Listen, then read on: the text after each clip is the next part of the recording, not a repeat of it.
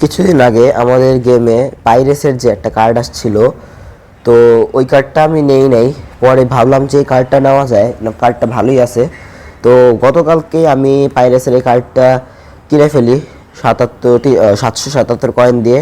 তো আজকে এই কার্ডটা রিভিউ করব, পাশাপাশি তোমাদেরকে এর বেস্ট স্কিল আর বেস্ট প্রোগ্রেশনটা তোমাদেরকে দেখাই দেব। এইভাবে যদি তোমরা আমার মতো ফলো করে গেম প্লে করো তাহলে এই কার্ডের থেকে বেস্ট একটা পারফরমেন্স পাবা, এটা 100% গ্যারান্টি দিয়ে তোমাদেরকে আমি বলতে পারি। তো আর আমার গলার ভয়েস শুনে বুঝতে পারতেছো যে আমার কী লেভেলের ঠান্ডার লাগছে। তো যাই হোক, hello everyone, I am love and today welcome back to my another football video. যদি চ্যানেলে প্রথমবার এসে থাকো, সাবস্ক্রাইব করার রিকোয়েস্ট থাকলো, অ্যান্ড অলরেডি যদি সাবস্ক্রাইব করে থাকো তাহলে অনেক বেশি ধন্যবাদ। তো শুরু করছি আজকের ভিডিও। আচ্ছা, তো ফার্স্টেই আমরা এই কার্ডের স্টার্সটা দেখব, ঠিক আছে?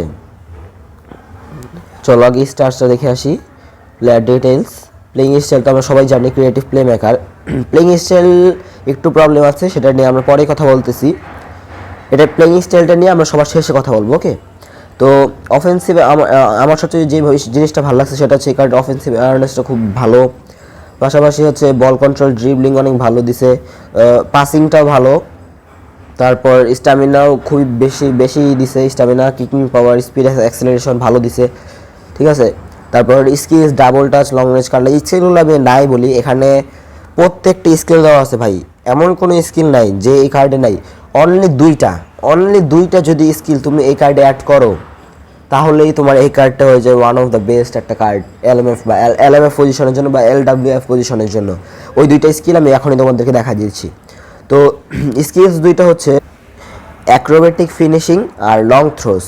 এখন আমি তোমাদেরকে বলি অ্যাক্রোবেটিক ফিনিশিংটা কেন আমি অ্যাড করছি আর লং থ্রোসটা বা কেন অ্যাড করছি।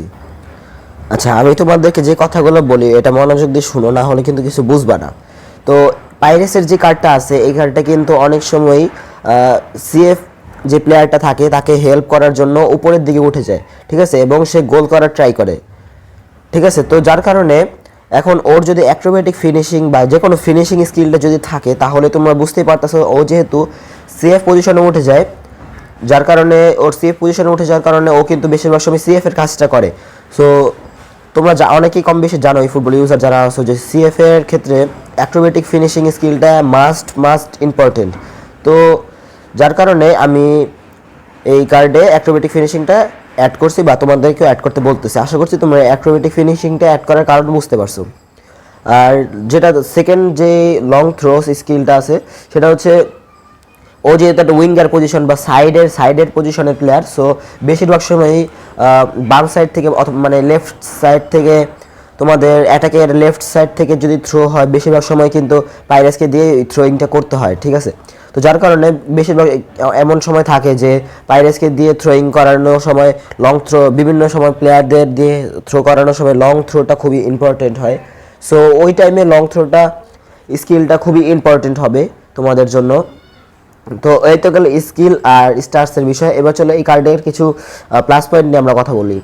এই কার্ডের যে স্টার্স অনুযায়ী তোমার পাসিংটা কিন্তু এর হচ্ছে লফটেড পাস হচ্ছে 88 আর লো পাস হচ্ছে 92।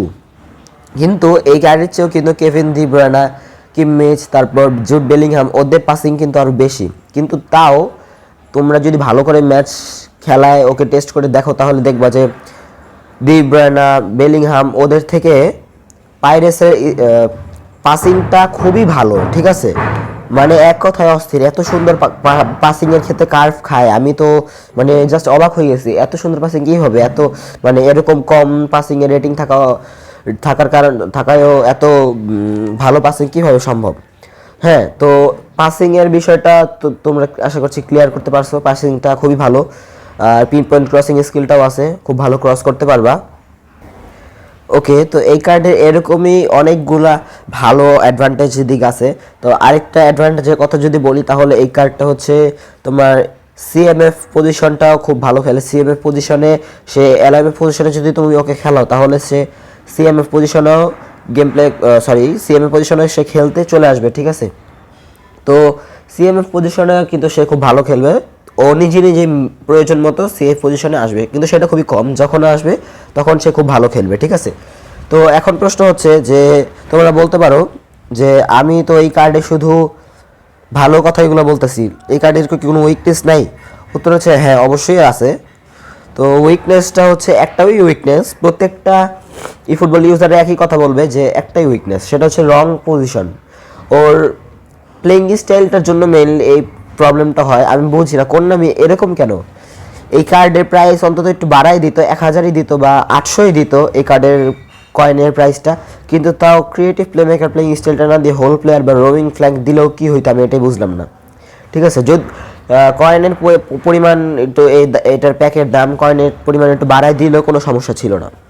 তো দিছে যেহেতু, যাই হোক আমাদেরকে সেভাবে ইউজ করতে হবে। তো এই কার্ডটা মূলত বেশিরভাগ সময় শুধু এলএমএফ পজিশনেই খেলে, অন্য পজিশনে আসতে চায় না, তাকে একটু মানে ম্যানুয়ালি কন্ট্রোল করে আনতে হয়, এটা হচ্ছে মেইনলি প্রবলেম। অনলি সে শুধু এলএমএফ পজিশনে খেলে, আর আসে না যে তা না, সিএফ পজিশনে চলে আসে প্রয়োজন মতো, কিন্তু মাঝে মধ্যে ওকে নিয়ে তোমাদের একটু প্রবলেম ফেস করলেও করতে হবে। ঠিক আছে, এই প্রবলেমটা আমি ফেস করছি। হ্যাঁ, কারণ এর মেন কারণটা হচ্ছে creative play maker position. So creative play maker position অনুযায়ী একটু প্রবলেম ফেস করতেই হবে, এটা স্বাভাবিক। ঠিক আছে, এবার তোমাদেরকে লাস্ট একটা টিপস দিয়ে দিব আমি, সেটা হচ্ছে এই কার্ডটা নিয়ে খেলার জন্য বেস্ট একটা ফরমেশন, সেটা হচ্ছে 4-2-3-1। এই যে আমি যে ফরমেশনে যেভাবে খেলাইতেছি এটা, আর না হলে তোমরা আরেকটা ফরমেশনে খেলাতে পারো, সেটা হচ্ছে 4-1-4-1। এখানে যে 4-1-4-1 ফরমেশনটা করার জন্য এখানে যে সিএমএফটা আছে তাকে তোমরা শুধু এএমএফ পজিশনে নিয়ে এসে বলবা। ঠিক আছে, এ দেখো 4-1-4-1 ফরমেশনটা হয়ে গেছে। ঠিক আছে, তো এই ছিল আজকের ভিডিওটা যদি ভালো লেগে থাকে একটা লাইক, কমেন্ট আর শেয়ার করে দিও।